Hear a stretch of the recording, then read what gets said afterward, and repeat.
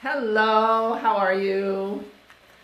We are here tonight with Elise Switek of RBC Royal Bank, and she is their mobile mortgage specialist. And I am Shirlene Johnston, your personal real estate consultant with Royal LePage Team Advantage Realty. And we're here to help first-time buyers know what process is the best when you're starting out at purchasing a home. How are you doing, Elise? I'm good. Thanks so much for having me. No problem.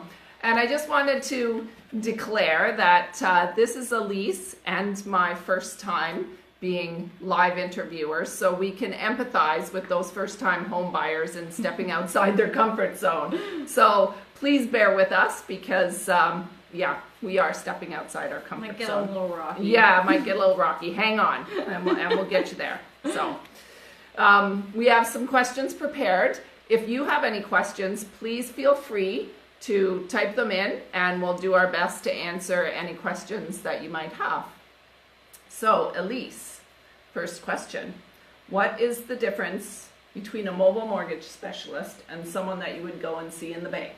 So as a mobile mortgage specialist, I work outside bank hours, which means it's not just a 9 to 5. I work sometimes at 8 o'clock in the morning till 10, 11 o'clock at night, and often on weekends as well.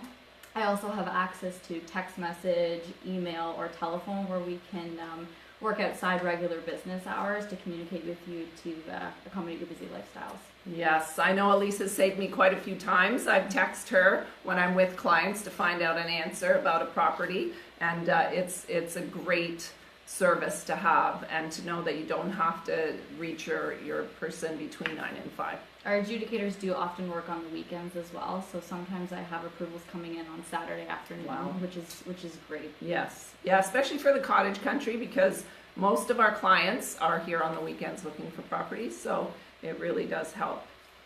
So when during the purchasing process would you recommend a buyer, first time or otherwise, contact you?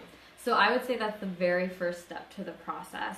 Reason being is you want to make sure you know how much you can afford before you start working with your real estate agent.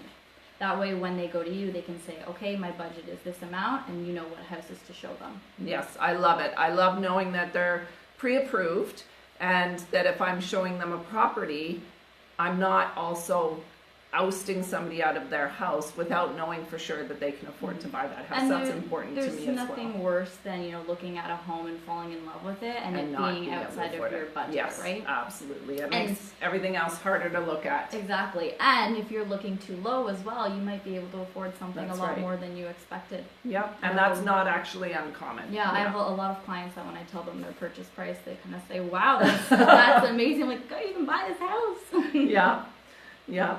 So what's the difference between pre-qualified, pre-approved, and firm approval? So a pre-qualification is very preliminary. RBC has a tool on our website called the True House Affordability Tool, where you can plug in your income information and the debt that you know offhand, and it can give you an approximate purchase price. It's not a pre-approval though. So when you do a pre-approval with me, I collect your income documents, I run your credit bureau, and I tell you what your actual affordability is, and we lock in that amount. We do our underwriting of your documents at that time. Okay. When you're ready to put in an offer, it saves that step in the process, because now when you have that offer in, we're just looking at the house, not your income. That's already been done at the pre-approval stage. Right, and that's something a lot of people don't know, is it's not just you that needs to be approved. It's the home that needs to be approved as well. That's why we need that financing condition. Exactly. And so if it's a firm approval, like how does that work? At what point should the client feel comfortable to say, yes, we're going to waive that condition, let's sign the paper? So when you put in an offer, I will get that offer often from the real estate agent and the listing. Sometimes it needs an appraisal, sometimes it doesn't, based on the location and the purchase price.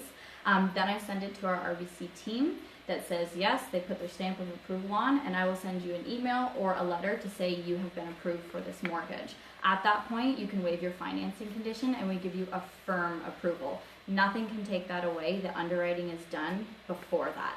Okay, is that the same with all banks? If it's a firm approval, we don't have to worry about any surprises before closing? From my knowledge and experiences, RBC gives firm approval, so I've never had a deal fall apart last minute. I can't speak to the other ones, but there are different processes at other banks, Okay. from what I've heard. Okay, so that's important to us. Very important. Okay. A firm approval is an absolute must, and it Okay. takes worrying off the table. Yes. You are getting that house, Yes. no matter what. Yes, surprises before closing are not fun. No, we don't. Good, only good surprises. Yes, only Which good- we're going to talk yes. about soon. Yes, yes, yeah. So once a buyer is pre-approved, how long do the terms and rates last? So when we pre-approve you, we lock you in for 120 days from the day we start the application. So that means if rates hike up in that time, you are locked in for what that rate is. Okay, As long as you close your house within that 120-day period. close it. Close it, yeah. Not, so that's not just get a firm deal, that's close it. Exactly, yeah. Okay. So say you on day 1, you get a pre-approval. On day 30, you put an offer in. Oh, keep You going. put I'm an just gonna- offer in, I'll be and right then back. on day 75, you close a house. That would make sure that you keep your rate. Charlene's just left me here on my own to get her charger. We knew something would happen. Okay. We're going to be fine. To be honest, we had everything ready to go on the computer, and then when we tried to use the computer, we couldn't get it to hook up properly, so we defaulted to the phone. Anyways, that's what we do here. Exactly. We make things work. We fix things. That's what we do. So if that 120 days is up in between when it went firm and when it closes, what has to happen? So the rate would expire, and we would recommit them. Right. If you don't close within that 120 So, day period. so you could have a different rate. You could, yes. Okay. Yeah. Okay, so that's important to know. Actually, I have a question for you, just Okay, come to think of sure. it. What's a reasonable closing date for a first-time buyer or any buyer? Because I have a lot of clients Okay. asking me that question. Yeah. What happens if we go over 120 Yeah. days? And I say to them, in my experiences up here, we have pretty quick closings, Yeah. generally. Yeah. 30 days is kind of the quickest that you would see with a condition because you've got a week or two of conditions, and then you need some time for the lawyer to do their due diligence Absolutely. and get the rec letter to the other lawyer, etc. I'm probably boring everybody. So 30 days is the quickest comfortable. Okay. I've seen them close much more quickly. Right. You want to contact your lawyer and make sure they can handle it. Right. Because if their schedule can't handle it, then you're looking at another lawyer and it could get complicated. Exactly. So, Yeah. So you want to give 30, them a 60, reasonable amount of 90, all comfortable. Over that, that's not all sellers want to take that on. So Okay. it depends on both parties. Great. Yeah. Thank you. What is the minimum down payment for mortgage? So for a default insured mortgage, and a default insured mortgage would mean CMHC, Canada Guarantee, or Genworth would insure the mortgage, is 5%. To have it be a conventional mortgage, which is not insured, it's a 20% down payment. Okay. Okay. That's still very reasonable. It definitely yeah. is. And 5% kind of blows my mind. Like that's Yeah. super affordable. It definitely That's- is. Yeah. Yep.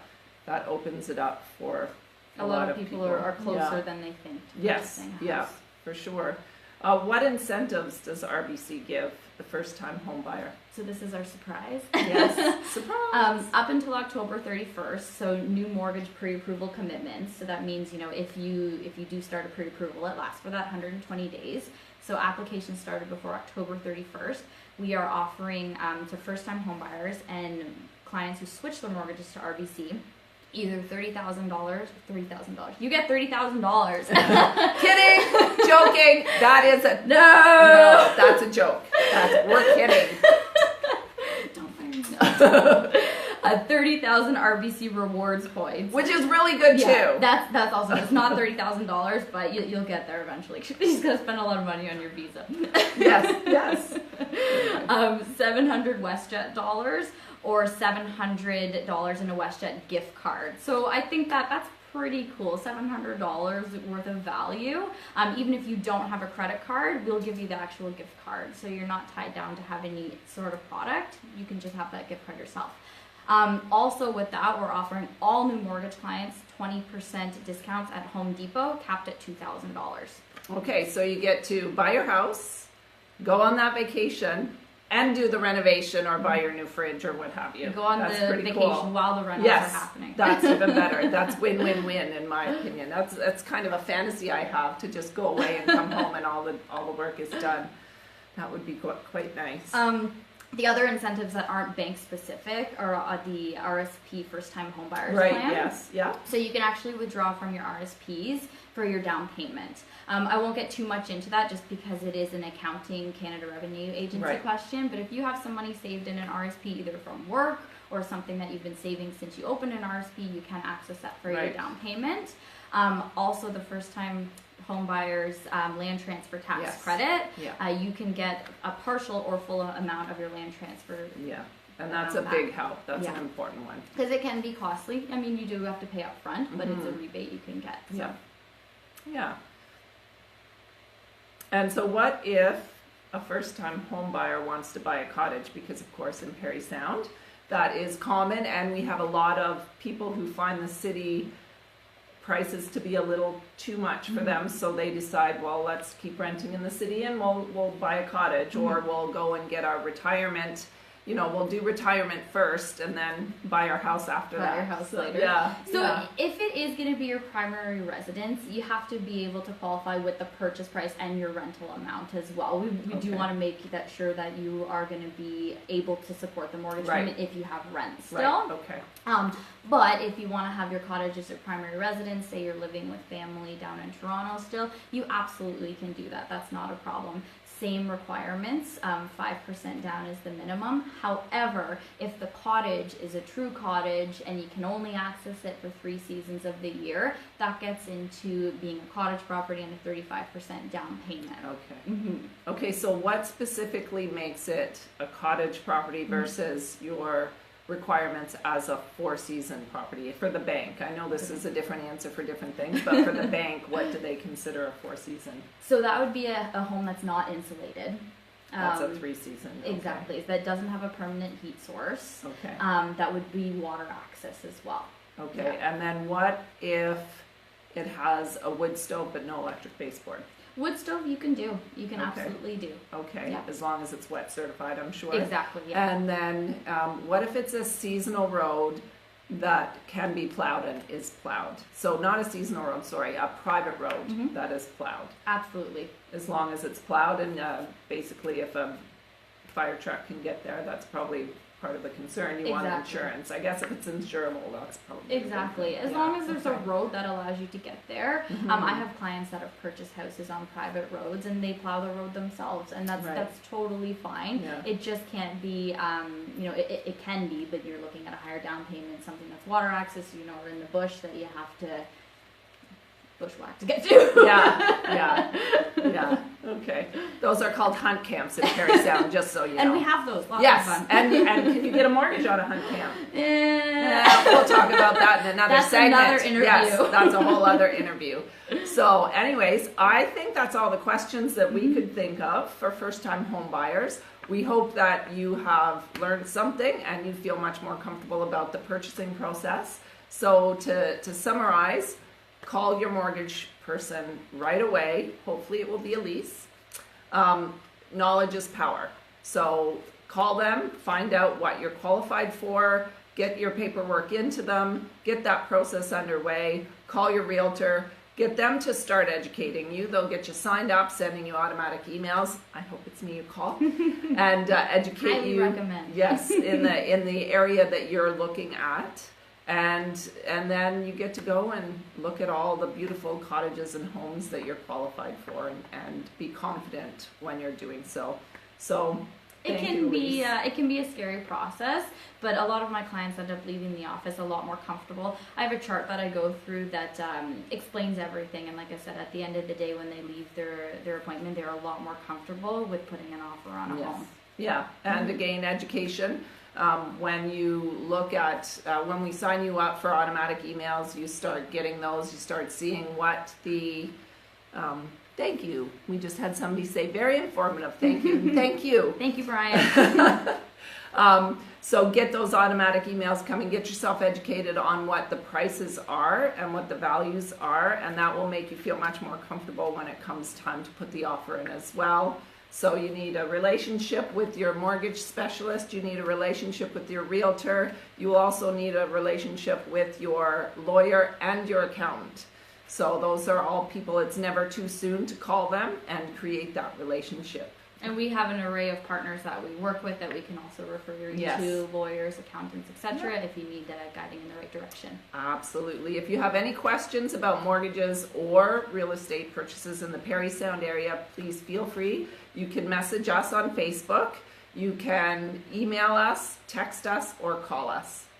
So thanks a lot for joining in. And Elise, thank you so much Thank for you so coming. much for having me. It's great Okay. to chat with you all. Take care. Have a great night. Bye.